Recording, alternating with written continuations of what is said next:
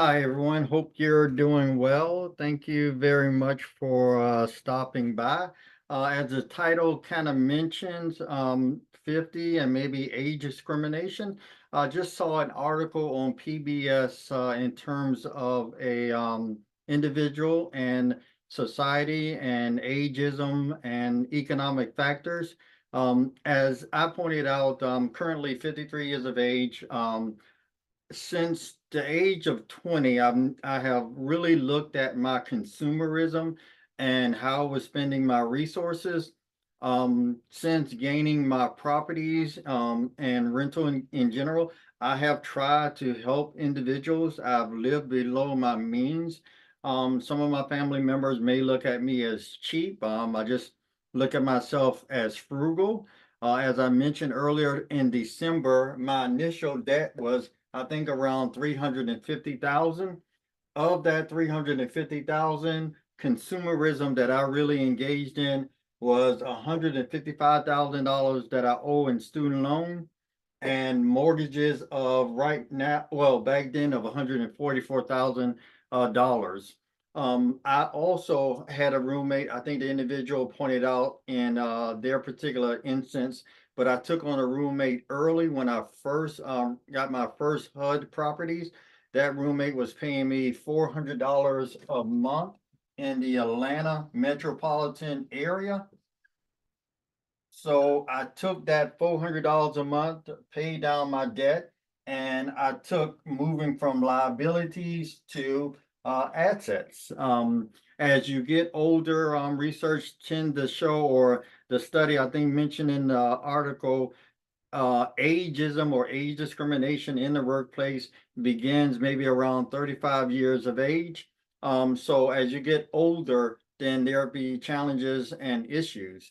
Um, as the economy continues to move more toward consumer goods and services, and not so much an industrial base where other countries are really buying the things that we need, there's going to be more reliance on consumption.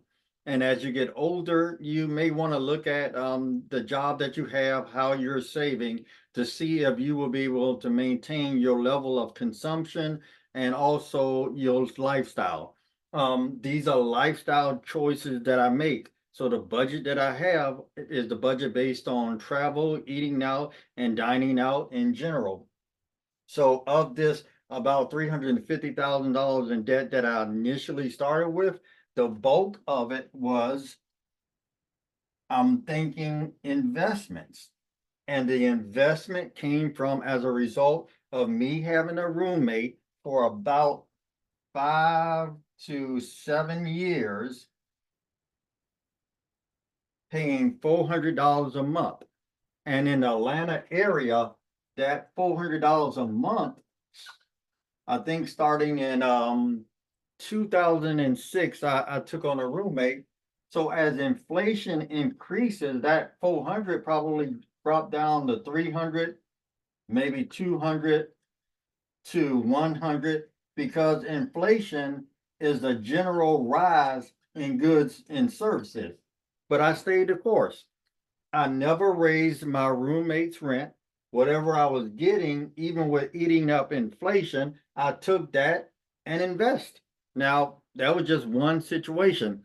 But again, it boils down to your consumption and the lifestyle choices that you make, in addition to things that can happen, illness, loss of jobs, at the end of the day.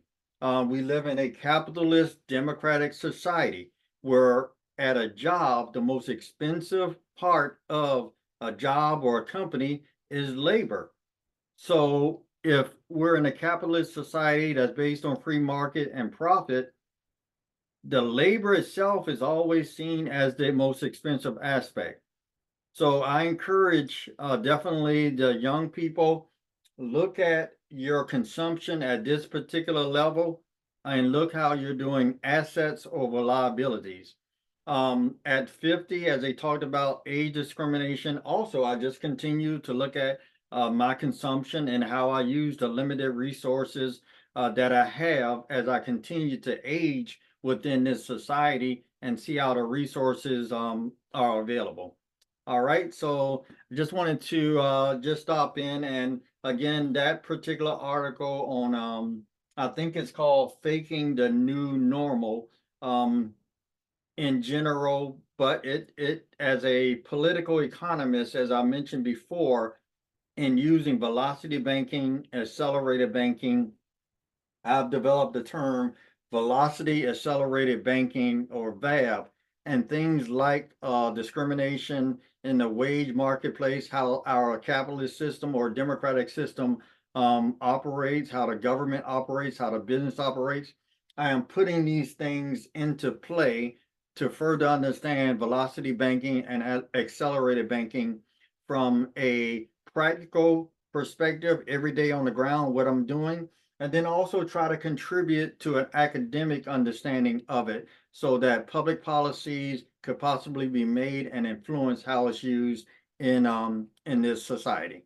All right, again, thank you very much. This has been Will, aka Dr. Financial Literacy. I am a political economist. I am not a financial planner. I am not a CPA, nor am I an attorney. I'm just on YouTube sharing my experience, particularly with velocity banking and accelerated banking. Thank you very much. Have a great day.